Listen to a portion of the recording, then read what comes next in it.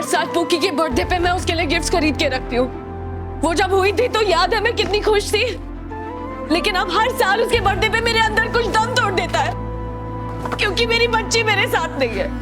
जिंदगी में आगे बढ़ने के लिए कदम आगे उठाने पड़ते हैं अरमान, लेकिन मेरा एक पांव दुख की बेड़ी से बंधा हुआ है और दूसरा गिल्ट की। इस बात का गिल्ट कि मेरी वजह से तुमने भी अपनी बेटी खो दी। तुम अपनी बीवी को भूल गए थे, वो तो बात ही छोड़ दो, लेकिन एक बाप अपनी बेटी को कैसे भूल गया? तुम्हारे और मेरे बीच तो कुछ भी कॉमन नहीं बचा अरमान।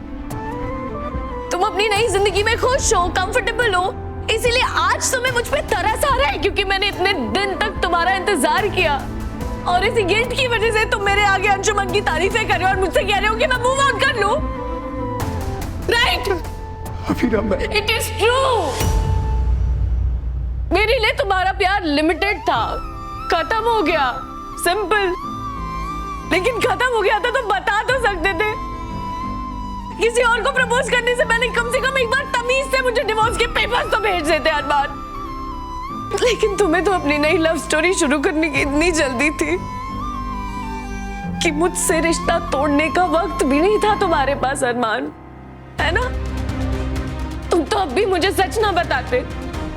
वो तो मैंने तुम्हारी चोरी पकड़ ली इसीलिए तुम्हें गिल्ट हो रहा है, वरना तुम तो मुझे और पुकी को कंप्लीटली भूल गए थे।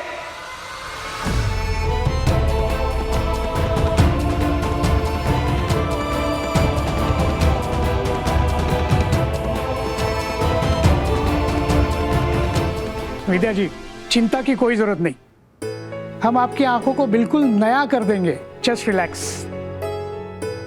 Thank you doctor Shastri. I know आप कितने बिजी रहते हैं, फिर भी अपने चाचा सा के कहने पे टाइम निकाला, उसके लिए थैंक यू सो मच। चाचा साहब? हाँ, आपको मनोज पोद्दार का फोन आया होगा ना? नहीं तो, मुझे अंशुमन रायजादा ने कॉल करके रिक्वेस्ट की थी, इसलिए मैं कनाडा से इस सर्जरी के लिए आया हूँ। हमने तो अंशुमन से मदद ही नहीं मांगी, फिर भी उसने आपको बुला लिया। हमारा वो बच्चा खरा सुनना है। I agree. आजकल की दुनिया में इतने अच्छे लोग कहाँ मिलते हैं। चलिए हम सर्जरी की तैयारी करते हैं, ठीक है? जब तुम किसी बच्चे को उसके मम्मा पापा के साथ देखते होगे तो उसे बहुत मिस करते होगे ना? रात को नींद नहीं आती होगी, भूले से अगर कभी स्माइल कर देते होगे तो झट से रो पड़ते होगे। अपनी बेबी गर्ल को खोने का ये दर्द सिर्फ तुम और मैं समझ सकते हैं। सिर्फ तुम और मैं इसे शेयर कर सकते हैं। और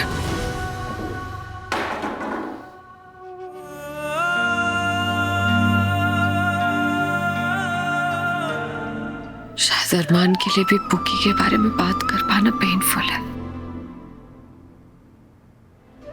इसीलिए बीच में चला गया। उसकी भी मेरी वाली हालत है, और यहां मैं सोच रही थी कि उसने हमारी पुकी को रिप्लेस कर दिया। ये रिश्ता क्या कहलाता है।